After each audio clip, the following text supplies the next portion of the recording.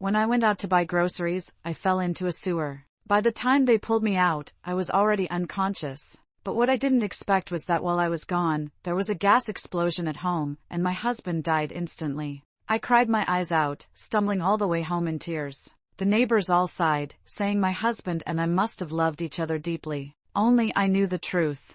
I was just in a hurry to see the result of my plan. After all, unless I saw it with my own eyes, I couldn't rest easy. 1. It was the weekend. Rainy, windy. I got up early, cleaned the house, and quietly moved my husband's half-empty pack of cigarettes from the bedroom to the dining table, right at the seat he always used. Beside it, I left a lighter. Then I took some ribs out of the fridge, washed them, boiled them briefly, and put them into a clay pot to simmer over low heat after bringing it to a boil. Our apartment was in an old neighborhood, over 20 years old. About 60 square meters, 2 bedrooms. It was soon to be demolished. Most residents had already moved out because of the poor conditions. In our entire building, we were the only family left. There was no natural gas, only those old, bulky gas cylinders. And in these kinds of old apartments, the kitchen was usually built on the enclosed balcony. A strong gust blew out the flame once, and the smell of gas immediately filled the air. I turned it back on, but it went out again. I glanced at the window and decided to close it tightly. "Hubby, we're out of yam," I called out. "I'm going to the market to get some. The ribs are stewing, watch the pot for me, okay?" He loved yam and pork rib soup, but I hated it. Every time I cut yam, my hands would swell and itch from an allergic reaction. He glared at me, voice stuffy with a cold. "I'm sick, and you still want me to do chores? Trying to kill me or what?" I quickly explained, "Of course not. It's just that our gas tank is old. I'm worried it might go out again, it's dangerous." He grumbled, "Fine, just hurry up. I've got things to do this afternoon." "Yeah, probably to meet her and that kid." He fumbled around the bedside table, couldn't find what he wanted, just the lighter. "Get me a pack of cigarettes. Yellow Crane Tower, the 20 yuan kind." "Okay, but I might forget the name. Can you text it to me?" He rolled his eyes and muttered, "Useless." Then my phone buzzed, 2 packs of Yellow Crane Tower, 20 each. "Buy from Ryan." I smiled faintly. "It's raining and windy outside. I'll close the windows for you." I shut every window in the house, leaving only the bedroom door open. Before stepping out, I took an umbrella and paused by the door. From there, I could see straight into the bedroom. He was lying in bed, giggling at his phone, clearly chatting with someone. His face full of flirtatious smiles, completely different from the way he'd just spoken to me. In my heart, I whispered, "Goodbye, my dear husband." 2. I walked 10 minutes to the market, umbrella in hand, and bought the yam. I went there often, the shop owner was friendly. We chatted a bit. She said business was bad today, rainy, everything wet, and asked why I'd still come out in this weather. I said my husband loved yam soup, and since he finally had a day off, I wanted to make it for him. The owner laughed and said my husband was lucky to have such a good wife. I smiled shyly at the compliment. When I checked the time, only 15 minutes had passed. It would take about 10 more to get back. Our building was near the east gate, quiet and deserted. The main gate was on the south side, and Ryan's shop, the one that sold cigarettes, was there. To get from the market to the south gate, I had to take another path. That path had no security cameras. On a rainy day like this, not a single person passed by. It was full of potholes and under repair, with the road partially fenced off. There was also an open manhole on the pedestrian path, its cover removed. Anyone walking that way had to pass right beside it. To avoid having any unexpected witnesses, I lowered my head, held the umbrella close, stepped on a loose stone, lost balance, and fell straight into the open sewer. The fall wasn't too high, just a few meters, so I wasn't seriously hurt, only scraped in a few places. That surprised me. I hadn't tested this part before. But luckily, my right leg went numb. When I looked down, it was swollen, probably broken. Perfect. Finally, an injury that would look convincing. The sewer was dry, just filled with filth and trash, reeking of rot. I clenched my teeth and smashed my head against the ground. There were some hard objects under the grime. I didn't even have to try that hard before blood started running down my forehead. I checked my phone, 10:50. Then I tossed it aside. The yams I'd been holding scattered across the ground.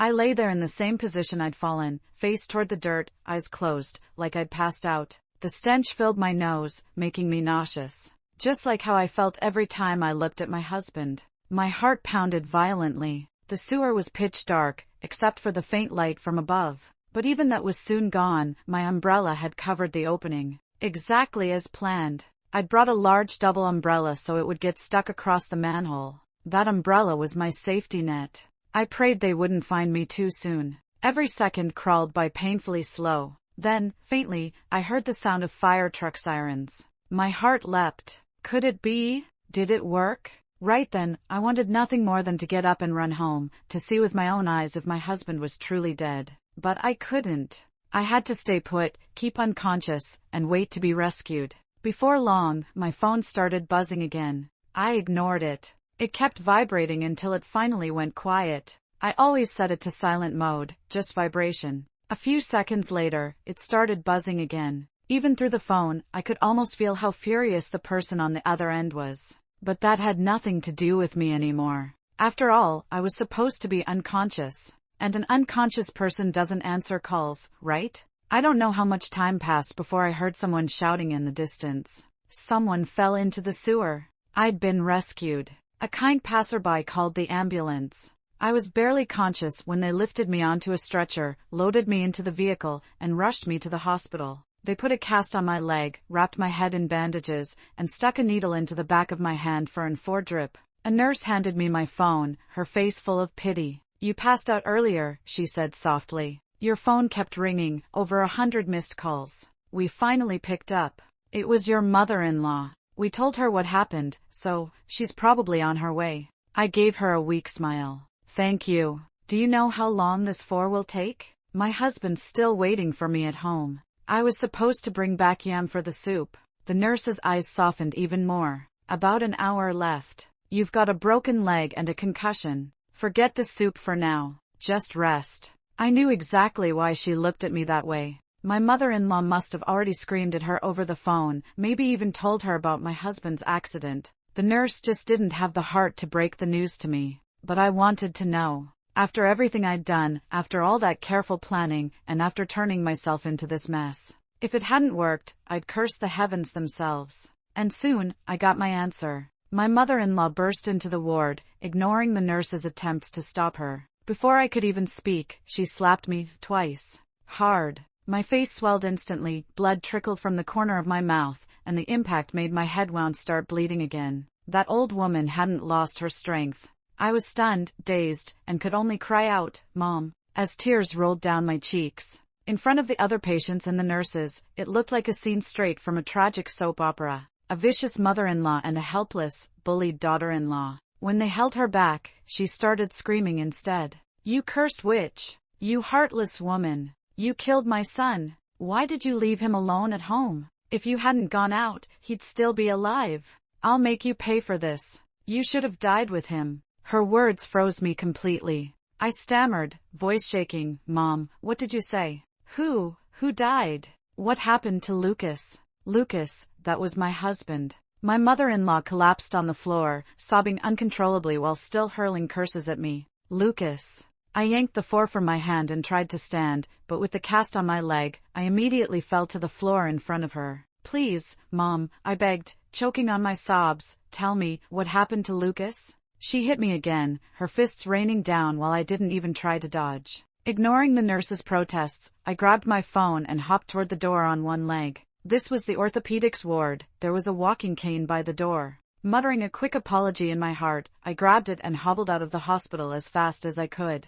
I ran. Tears mixed with rain as I stumbled forward. Behind me, my mother-in-law shouted for me to stop. To everyone watching, I must have looked like a woman crushed by grief, desperate and broken. But only I knew the truth.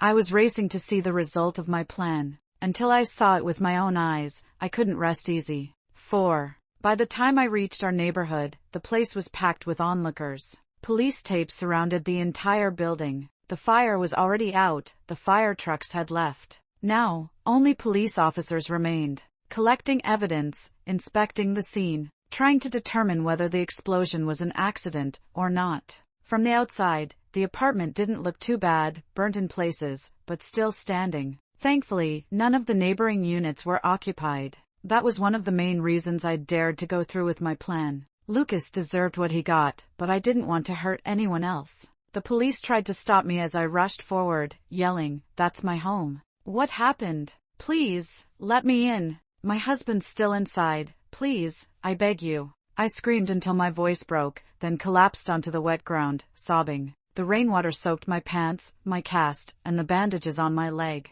My face was swollen, the red fingerprints from my mother-in-law's slaps still visible, and blood had seeped through the gauze on my forehead. With me crying so hard in the rain, it was the perfect picture of tragedy. Anyone watching would have sighed, "Poor woman. What a horrible fate." The rain wasn't as heavy as it had been the day I'd gone begging for living expenses, but it still fell steadily, stinging my face. Rain and tears blurred together, I couldn't tell one from the other. Poor me. Barely in my 30s, suddenly a widow. My husband gone in such a horrible way. No children, no family, what kind of future could I possibly have now? Those were the things the onlookers whispered about, pitying me. They all knew my mother-in-law had called me a useless woman who couldn't have kids. And they all knew me as the patient, hard-working, dutiful wife who endured it all. It didn't take long before both my mother-in-law and I were taken to the police station. Not the local precinct. The real one, the kind where forensic teams handle major cases. The way the officers looked at me made my skin crawl.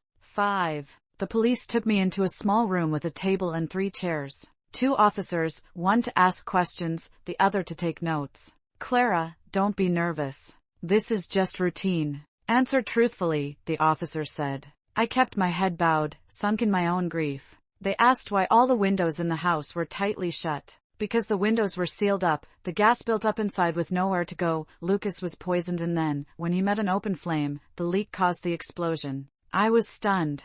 Shut the windows? I didn't shut them. He probably got up and closed them. It's raining today and he's got a cold. When I left, he complained the wind was making his head hurt. Hearing my husband's name made my eyes burn again. The officer asked, "You had the ribs simmering on the stove. Why did you go out?" I sobbed. Lucas finally had a day off. I wanted to make him a proper meal. He had something to do this afternoon after lunch. He loves yam and ribs. There were ribs in the fridge, so I got up early to prepare them, but I found there was no yam. He told me to go to the market to buy some while he stayed home and watched the pot. Why a grown man would ask his wife to go out alone in pouring rain? Well, the police had probably already checked Lucas and my mother-in-law's personalities. "Was Lucas awake when you left?" the officer pressed. I nodded.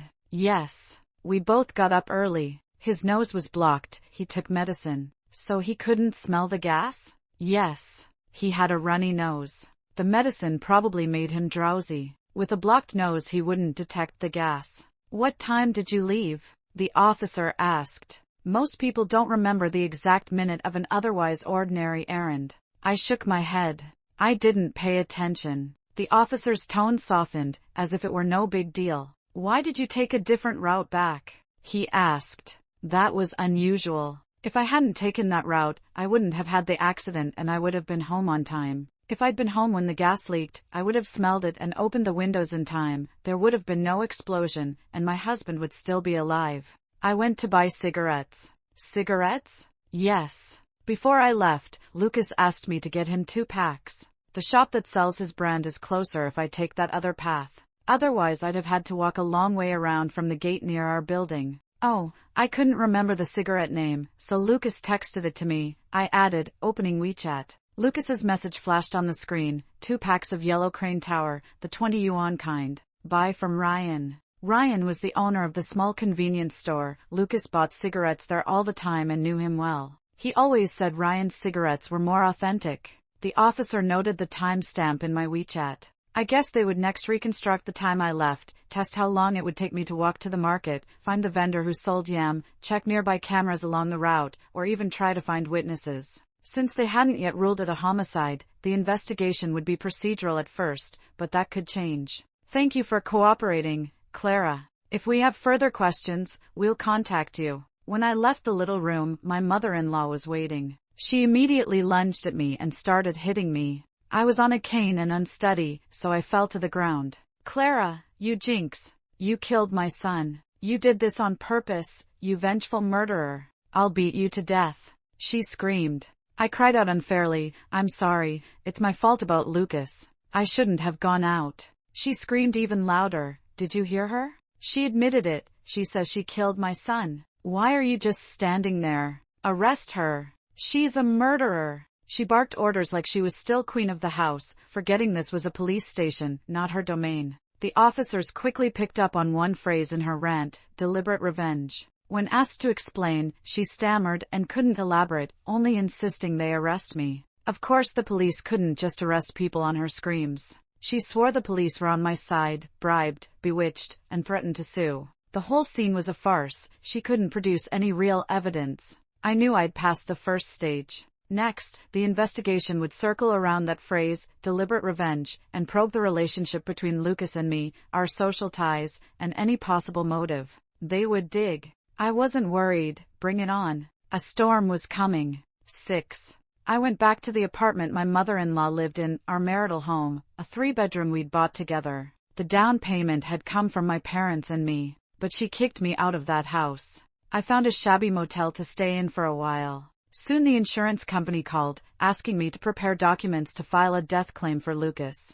I stayed wrapped up in grief and ignored them. A widow who had just lost her beloved husband couldn't be expected to deal with paperwork right away. Still, others were already worrying on my behalf. Insurance companies aren't omniscient. They don't always know about a death immediately, but they do call to urge claims forward. Normally the claim process starts with the insured person's family, beneficiary, or policyholder reporting the death. I hadn't reported anything. Why did the company call? I guess the truth, the other woman had probably coaxed my mother-in-law to quietly collect the payout, only to be told they needed my consent. So the insurers called me instead. Their plan must have been to get the money first, then verbally abuse me and force me to hand it over, like before. Lucas had both an accident policy and a term life policy. Unlike critical illness insurance, these two policies carried high coverage amounts with relatively low premiums, powerful leverage. Of course he hadn't paid for the policies himself. I was listed as the beneficiary. From the start, those insurance policies had been intended, in their eyes, to use my future to secure a wealthy life for the 3 of them plus my mother-in-law.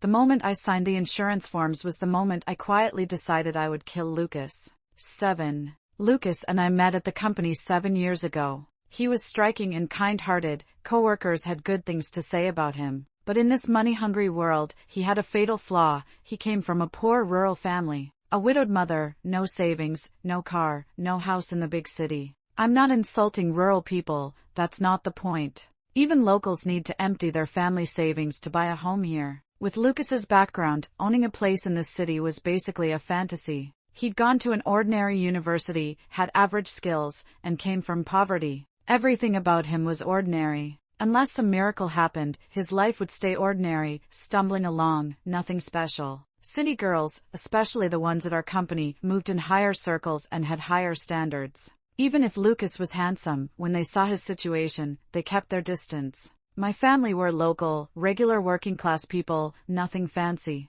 But we had property. 2 apartments. One for my parents, the old one was the family home from my grandparents. After they passed, my parents inherited it. The place was old, so my parents bought a new home and left the old one empty. At work I was just another unremarkable employee. It was natural that Lucas and I, 2 ordinary people, drifted together. He was warm and treated me well. After 3 years of dating, we married. Because Lucas's family was poor, my parents didn't ask for a big dowry. They liked him and helped me scrape together some money. With my savings, we paid the down payment and bought a small 3-bedroom. To keep mortgage costs manageable, we paid 70% down. The house was put in both our names. Married life was sweet at first, cooking, washing, cleaning, doing the usual things a traditional wife does. Except I never had children. After 3 years, when I became pregnant, Lucas suggested we bring his mother to the city to look after me. I agreed. I didn't expect it to be the start of my nightmare.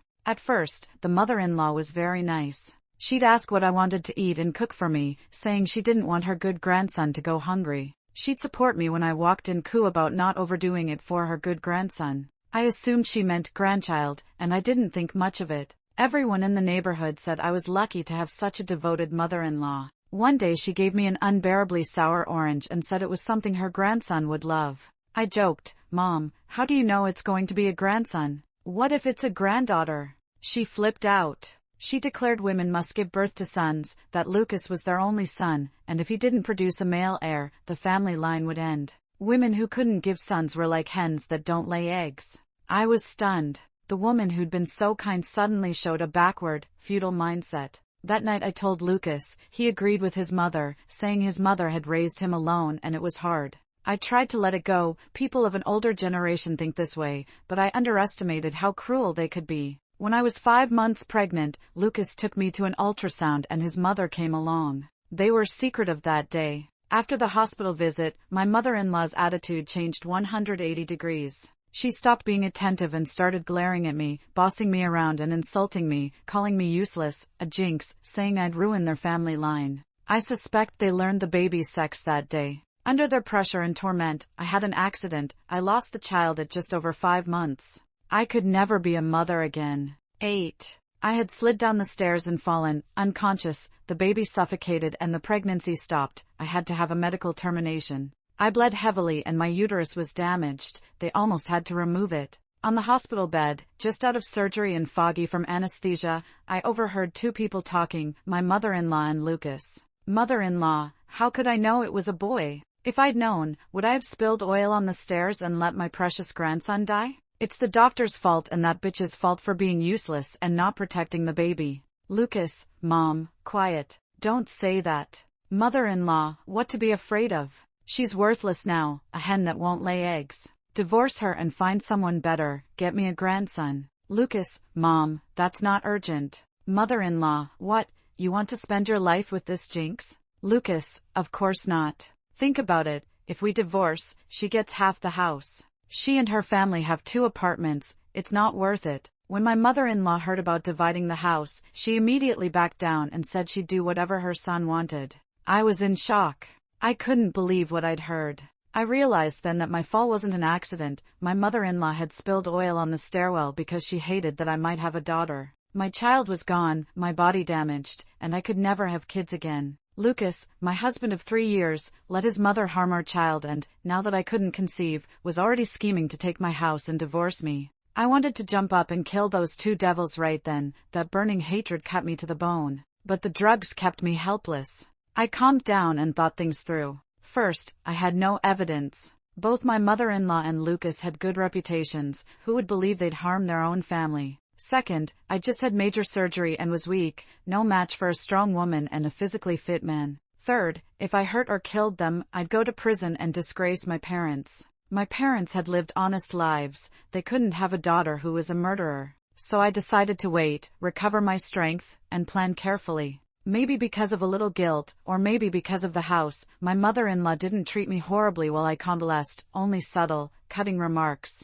Once I recovered, I predictably became the family's servant. Lucas started coming home later and later. I smelled perfume on his clothes and found lipstick stains. I followed him during grocery runs and discovered his mistress, a woman arrestingly beautiful, almost dangerously so. She was heavily pregnant. Lately my mother-in-law walked with a spring in her step, humming tunes. They must have checked. It was a boy. I secretly placed a recorder and a hidden camera in the house. Every night, after they fell asleep, I'd sit alone and listen to them calmly discussing how to throw me out with nothing left. They had all kinds of plans. Plan 1, hire someone to seduce me, then catch us in the act. My parents are simple, honest people. They care about reputation. If that happened, they'd be forced to side with him and kick me out, like tearing off a piece of their own flesh. Plan 2, human trafficking. They'd seen stories on TV where women just disappeared. But they decided it was too risky. Missing persons take years to be declared legally dead, and my parents would definitely call the police. Plan 3, poisoning. Slowly. Quietly. But I'm not stupid. If I ever got sick, I'd go to the hospital. And once the test results showed I'd been poisoned, the police would find out exactly who was behind it. Besides, these days toxic substances are strictly regulated. Unless you're in some special industry, it's nearly impossible to get them. Plan 4, make it look like an accident. If I died suddenly, he'd become the poor widower, a handsome young man with no baggage, a house, and a car. But if I died, my parents would inherit part of my property, and they'd never give up that money willingly. Unless my death brought him even more profit than he'd lose to them. That's when it hit me. Insurance fraud. People nowadays buy all kinds of insurance. Education plans for their kids, critical illness coverage. accident and life insurance for the family breadwinner. Because really, who knows what comes first, tomorrow or an accident? So yes, buying insurance makes sense. But if I died, they'd collect a fortune. Enough for them to live the rest of their lives in luxury. And the tiny portion that'd go to my parents? To them, that was nothing. I had to admit. They analyzed every possible way to kill me like experts. After deciding the best option, step 1 was, buy the insurance. Step 2, figure out how to make it look accidental. Lucas found an insurance agent and asked, what kind of policy gives the biggest payout for the least money? Since I'd had surgery, critical illness insurance was off the table. It had too many exclusions, and a 90-day waiting period. Way too long for them to wait. So they focused on accident and term life insurance. Whole life insurance was too expensive, so the agent suggested a 20-year term policy instead. If the insured died within 20 years, for any reason, the payout was guaranteed. And accident insurance? Everyone knows it's cheap, and it pays well. When Lucas brought the agent over, he played the perfect husband,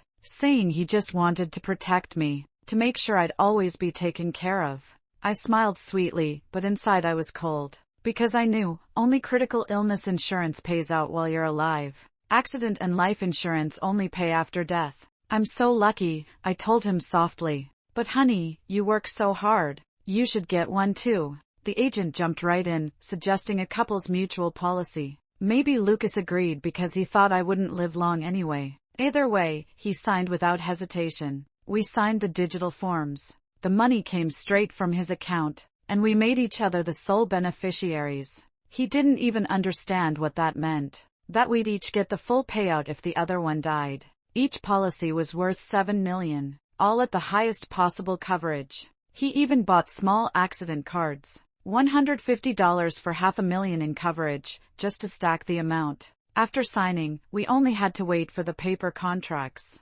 Then, when I wasn't home, they'd sit together and brainstorm accidental death ideas.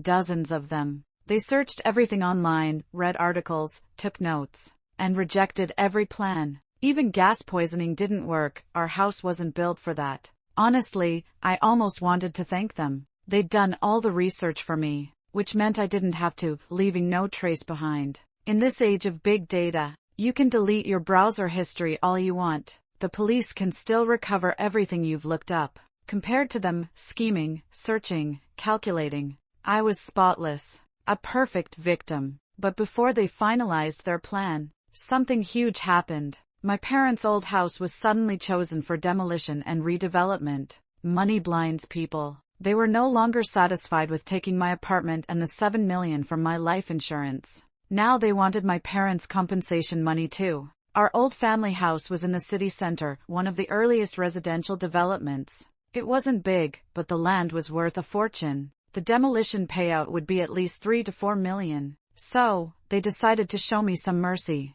Let me live a little longer, just until the demolition payment came through. After that, they'd sweet-talk me into buying a new place, and then secretly register it under his mother's name. A gift, they'd call it. To get a higher payout, Lucas insisted we move into the old house. Said we'd hold out as stubborn tenants. Meanwhile, he claimed we'd rent out part of our marital home to cover the mortgage. That tenant? His mistress. And their baby, just a few months old. The day they signed the lease, I was there. The baby looked exactly like Lucas. And it was a boy. Inside, I actually congratulated them. The great Lucas family finally had an heir. I bet they didn't even bother with a DNA test. No need, when the resemblance was that strong. After moving into the old place, my mother-in-law started showing up often. Not to visit, of course, but to snoop around and ask when the demolition would happen, when the money would come. And me? I was still treated like the housemaid. They were about to be rich, millionaires, even. So naturally, they looked down on me more than ever. I could tell what they thought about all day. Money, money, and how to make me disappear without leaving a trace. The funny thing is, while they were planning how to get rid of me, I was doing the same, thinking how to get rid of Lucas. The first day we moved in, a gust of wind blew out the stove flame while I was cooking, and an idea flashed in my mind. They had once discussed the idea of gas leaks and carbon monoxide poisoning, and this old house, finally, was the perfect setup for that. But poisoning could fail. An explosion, on the other hand, would leave nothing behind. Still, the real question was, how could I make sure I wouldn't be suspected? If we lived together, I needed the perfect alibi. A reason why I wasn't there when it happened. I thought about it for months. Then one day, walking down the street, I nearly fell into a half-open manhole from a construction site. And that's when inspiration struck. A flawless, believable alibi. What if the gas leak or explosion happened at home, while I accidentally fell into that manhole outside? I'd be injured, maybe even unconscious. So I couldn't call for help right away. It made perfect sense. Why was I on that street? Simple. Lucas had asked me to buy cigarettes. Nothing suspicious about that. Then I just needed the right timing. Lucas had to be home. The windows closed for a reasonable reason, and the gas leak had to happen naturally, without him noticing. Almost impossible. Until fate stepped in. The weather turned cold and rainy. Lucas caught a bad cold. He kept complaining that his nose was so stuffed up. He couldn't breathe properly. "Blame this damp old house," he whined. "It's making me sick."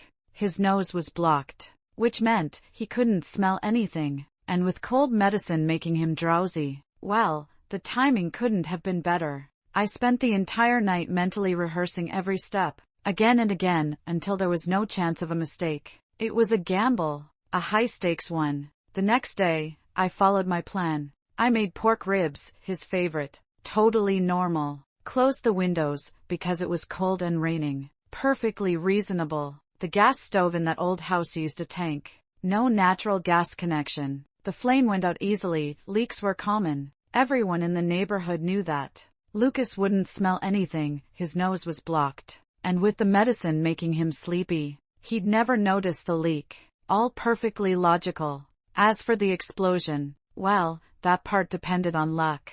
Lucas was addicted to cigarettes. He always kept a pack by the bed. If he ran out, he'd definitely send me out to buy more. That would give me my reason to be outside, on that very street with the open manhole. And when he woke up, groggy and unaware, he'd see the pack on the table and assume it was from last night. Light one up, and that would be it. Of course, there were risks. Maybe he wouldn't fall asleep. Maybe he'd wake up too early. Maybe he'd notice the smell. Maybe the gas concentration wouldn't be enough. Too many maybes. That's why I made sure there'd be messages. Proof that he'd asked me to buy cigarettes. A simple, believable exchange. Because honestly, what woman who's never smoked knows the exact name of a cigarette brand? It's like how most men don't know the difference between foundation, concealer, and highlighter. It's just everyday logic. Ordinary life. Details that make sense. And yet, those same tiny details were what ended Lucas's story for good. 11. To claim the insurance money, I needed proof that the death had been ruled an accident, an official report from the police, the cremation certificate, and personal ID documents. A week passed. The police had already inspected the accident site and verified my perfect alibi. They even investigated Lucas's affair. Of course, infidelity wasn't their business. What did surprise me, though, was that they actually found surveillance footage. It showed me holding an umbrella, accidentally falling into a maintenance hole that day. Apparently, the construction team had recently installed cameras to prevent theft of building materials. The footage showed the time clearly. I fell in at 10:49 a.m. Lucas's message asking me to buy cigarettes was sent at 10:29. From home to the market was a 10-minute walk. I shopped for a few minutes, bought some yams, peeled them, then headed back, about another 5 minutes. No one else passed by the whole time. It took almost 2 hours before someone noticed the umbrella near the hole and called for help. A flawless alibi, airtight. The police's on-site investigation confirmed the cause, gas leakage. The husband had a cold, took medicine, fell asleep. When he woke up groggy, unable to smell the gas, he lit a cigarette, and that's when the explosion happened. As for the windows, in this weather, everyone's windows were shut tight. A simple, tragic accident. The case was closed as accidental death. The police even used it as a public safety reminder for the neighborhood, posting about gas safety and ventilation. When I later went to the station to get the accidental death certificate to file the insurance claim, I noticed something strange in one officer's eyes. That sharp, quiet look of a hunter who's just spotted prey. But he said nothing. He issued the document calmly. I would take that certificate, collect the insurance payout, and also claim my share of Lucas's property. After all, his mother hadn't made a move yet, the assets were still pending division. This was just the calm before the storm. To prevent her from doing something reckless, and to keep me safe, the police decided to monitor me, which, in a way, was their form of protection. Even if I had done nothing, the moment the insurance money hit my account, suspicion would have fallen on me anyway. Better to stay open, calm, and cooperative. Sure enough, the police questioned the insurance agent. All the records showed it was Lucas who contacted her first. Lucas who asked detailed questions about death benefits. Lucas who insisted on the highest possible coverage. Their message history was crystal clear. And me? I was just the wife who agreed to buy the same policy out of affection that day. An affair. A hidden child. A massive insurance payout. The police began to smell a conspiracy. A conspiracy against me. They checked Lucas's damaged phone and, after recovering the data, discovered months of search records. How to make a murder look accidental, how to get higher insurance returns, and endless plans on how to get rid of me. But since they hadn't acted yet, the law couldn't charge them with anything. Now, however, the officers began to suspect something else. That I might have found out about their plan, and decided to strike first. Thankfully, the day of the explosion, I had already gone back to our apartment and removed every recorder and camera I'd hidden. Otherwise, how could I have explained why I'd installed them? The police even summoned me, checked my phone inside out, searched my browser history, messages, nothing. No searches about insurance, gas, or anything suspicious. No evidence. Nothing to prove I was anything but a grieving wife. And so they believed me, the poor woman whose husband cheated, fathered a child with another woman, and whose in-laws had plotted to take her home and her life insurance. I cried every day, barely ate, stopped brushing my hair or washing my face. I looked every bit the broken, heartbroken widow. Even the insurance claim, I filed it only after they'd urged me again and again. At the cremation of the few remains they'd recovered, I fainted from grief. Well, not entirely from grief. I hadn't eaten in days to make sure my collapse looked real. A perfect performance. A perfect victim. That was how the police described me. 12. After I received the insurance money, Lucas's mother showed up, dragging along the mistress and the baby. By then, I'd already moved into a cheap rented room, a single, tiny, rundown space. Their visit had one purpose. They wanted the house and the inheritance. Lucas's mother was trying to transfer the property, but she couldn't do it without my signed statement renouncing my share. And, of course, she also wanted the insurance payout. "You bring bad luck," she shouted. "Ever since you married my son, you've been nothing but trouble. You never gave him a child, you ate our food, used our money. If you have any decency, you'll sign away your inheritance." I said softly, "Mom, that house's down payment came from my parents and me. We even borrowed some money." She cut me off coldly. "Don't give me that. My son's name is on the deed, he paid the mortgage, and now that he's gone, it all belongs to his son." "Who do you think you are?" I froze. "His son?" I looked at the woman and the child beside her. "Aren't they just tenants?" She smirked. "That's my real grandson. Unlike you, years of marriage and not a single child. My grandson is the rightful heir." My injured leg wobbled beneath me. I looked shattered, my pain and disbelief perfectly on display. "Lucas, how could you do this to me?" I whispered. His mother glared. "Sign it, and transfer the insurance money too. Otherwise, I'll report you for stealing my son's assets, you'll go to jail." I said weakly, "Mom, the insurance names me as the beneficiary. But don't worry, I'll take care of you in your old age." "What? You won't hand it over?" she screamed. "You greedy witch. You only married him for money. You killed my son and now you're stealing from his family. You're trying to drive me and my grandson to death, is that it? Everyone, come see what kind of woman she is." I lived on the first floor of an old building, walls thin as paper. In no time, neighbors gathered around, whispering. To them, I was a heartless wife who'd taken her husband's life and fortune. Lucas's mother looked delighted with the chaos she'd caused. With tears in my eyes, I said, "Mom, that's not true. Your son cheated on me, had a child with someone else. That house was paid for by my family, and the insurance legally lists me as the beneficiary. I won't give it up." "You liar. My grandson is not illegitimate. I'll teach you a lesson." She lunged forward and started hitting me. I didn't fight back.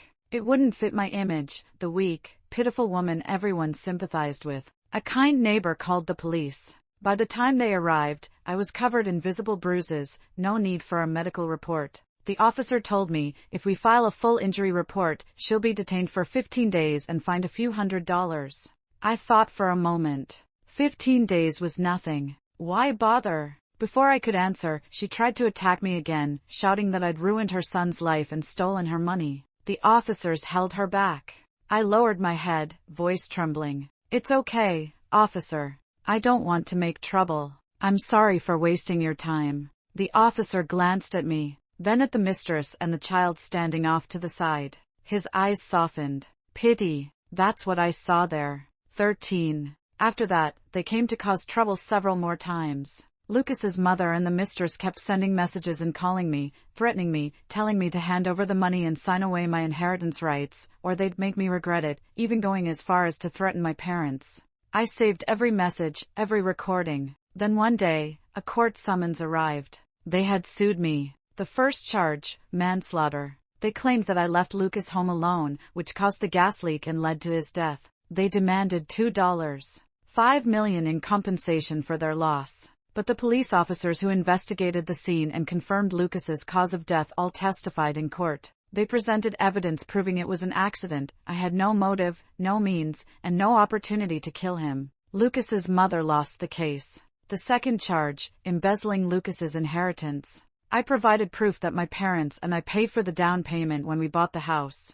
I also showed my own bank records, the property purchase and mortgage contracts, and the Housing Bureau documents. Everything clearly stated the house was jointly owned by Lucas and me, and that the down payment was part of my personal pre-marriage assets. I then showed my rental contract and the mistress's rental contract, proving that I hadn't been living in my own home because they'd kicked me out. Next, I presented the insurance documents, which clearly listed me as the designated beneficiary. Once a beneficiary is assigned, the insurance payout doesn't count as part of the estate to be divided. Finally, I submitted the police mediation report from when Lucas's mother assaulted me, along with all the threatening text messages she and the mistress had sent me afterward. To my surprise, the same detectives who handled Lucas's accident case provided the court with additional evidence. I'm guessing it included proof that Lucas and his family had plotted to kill me. I cried in court, voice trembling, Mom, Lucas is gone, but I still wanted to take care of you like my own mother, to support you. I never wanted to take what's yours.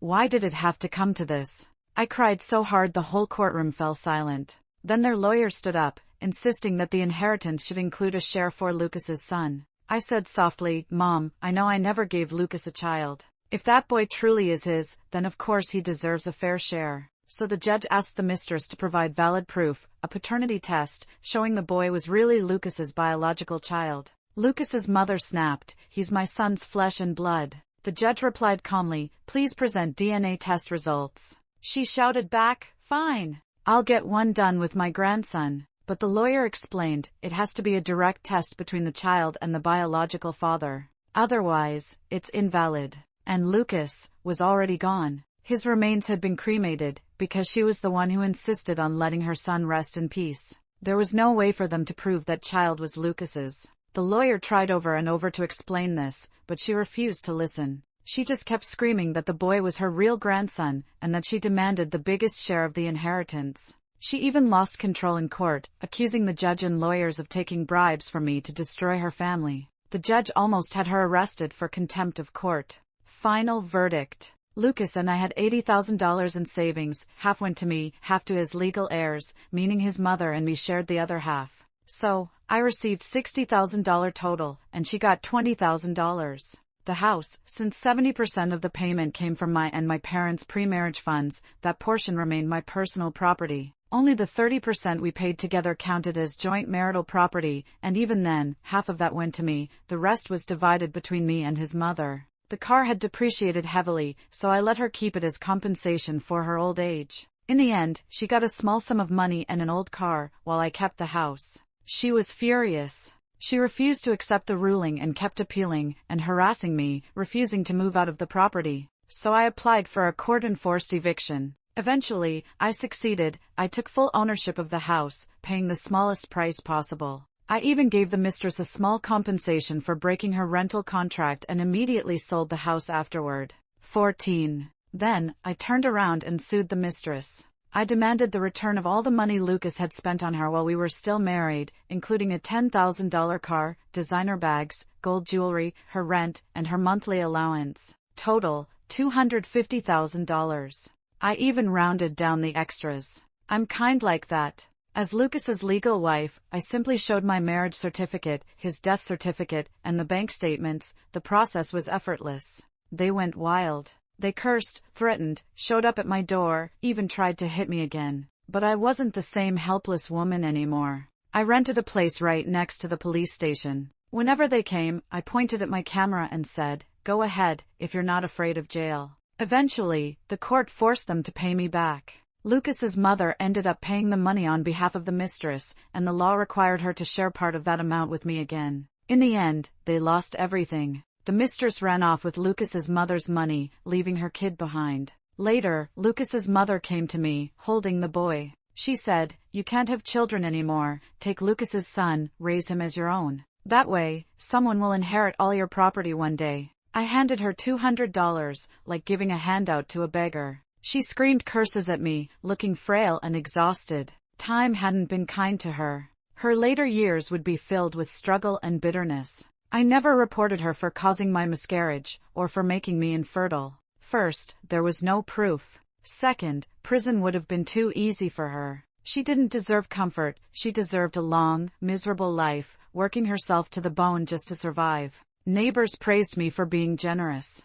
I even gave the boy a red envelope on holidays. They said, if it were us, we'd have kicked them out long ago. I sighed softly. The child's innocent. They shook their heads. You're too kind for your own good. My parents finally received the demolition payout for our old family house, over 4 million yuan. Add that to the 7 million in insurance money and more than $1 million from selling the house, our total assets topped 10 million. I bought several new apartments for my parents, set some money in fixed deposits, and moved to a new place to live quietly. From beginning to end, I was always the same, kind, gentle, pitiful. To everyone who heard my story, I was the perfect victim. Betrayed by my husband, bullied by his family, robbed by a mistress, and left infertile and widowed at a young age. A poor, tragic woman. A flawless victim.